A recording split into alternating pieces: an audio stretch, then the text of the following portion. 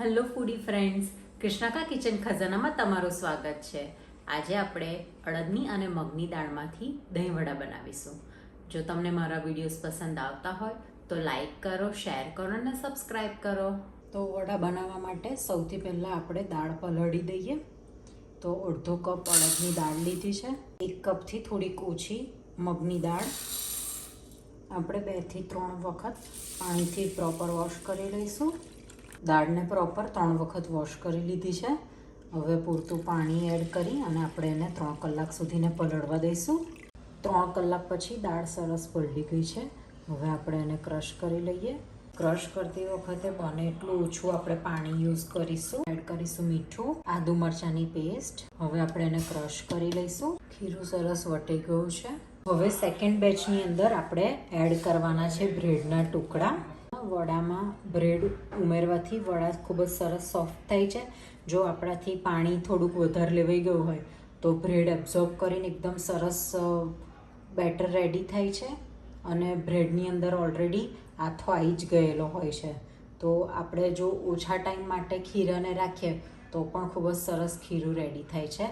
હવે આપણે એને ક્રશ કરી લઈએ. ખીરું આપણું ગ્રાઇન્ડ થઈને રેડી છે. ખીરાને હવે 2 મિનિટ સુધીને કોન્સ્ટન્ટ આપણે ફેંટીશું. હવે આપણે એને ઢાંકીને 1 કલાક સુધીને રવા દઈશું. 2 કલાક થઈ ગયા છે. હવે આપણે એને બીટ કરીશું. કોન્સ્ટન્ટ ખીરાને હવે આપણે 5 થી 7 મિનિટ સુધીને હલાવતા રહીશું. ખીરું એકદમ લાઇટ વેટનું અને કલર થોડોક લાઇટ થઈ જાય ત્યાં સુધીને આપણે હલાવવાનું છે. બીટ કરતાં મને 10 મિનિટ થઈ ગઈ છે અને લાઇટ થોડો કલર થઈ ગયો છે.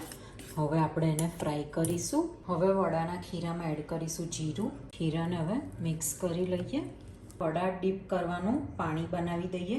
મેં 2 કપ જેટલું પાણી લીધું છે. એની અંદર 3 થી 4 ચમચી આપણે દહીં લઈશું. એડ કરીશું મીઠું. હવે પ્રોપર મિક્સ કરી લઈએ. આ પાણીની અંદર તમારે હિંગ એડ કરવી હોય તો કરી શકો છો. હવે આપણે વડા ઉતારવાનું સ્ટાર્ટ કરીએ. વડા ફ્રાય થઈને રેડી છે. બહાર કાઢી લઈશું.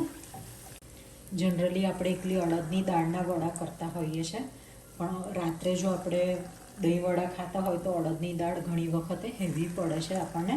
તો આવી રીતના મગની દાળ અંદર એડ કરી અને વડા બનાવવાથી એ આપણને નડતી નથી.